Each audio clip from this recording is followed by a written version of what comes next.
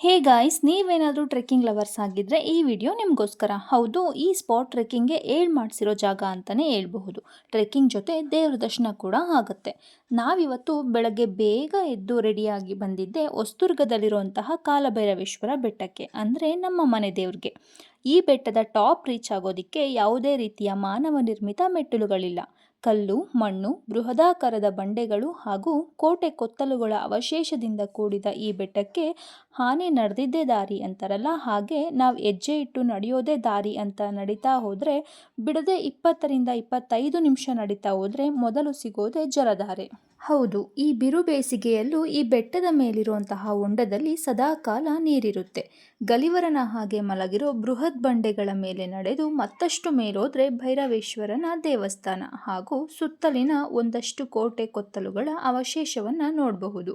ಕಲ್ಲಿನಿಂದಲೇ ನಿರ್ಮಿತವಾಗಿರುವ ಈ ದೇಗುಲ ಶೈವ ಪರಂಪರೆಯ ಇತಿಹಾಸವನ್ನು ಸಾರಿ ಸಾರಿ ಹೇಳೋದ್ರಲ್ಲಿ ಎರಡು ಮಾತಿಲ್ಲ.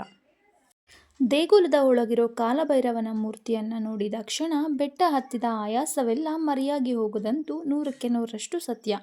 ಒನ್ ಡೇ ಟ್ರೆಕ್ಕಿಂಗ್ ಮತ್ತು ಡಿವೈನ್ ಪ್ಲೇಸಸ್ಗೆ ಹೋಗಬೇಕು ಅಂತ ಇಷ್ಟಪಡೋರು ನಿಮ್ಮ ಫ್ಯಾಮಿಲಿ ಮತ್ತು ಫ್ರೆಂಡ್ಸ್ ಜೊತೆ ಈ ಒಂದು ಪ್ಲೇಸ್ಗೆ ವಿಸಿಟ್ ಕೊಡಿ.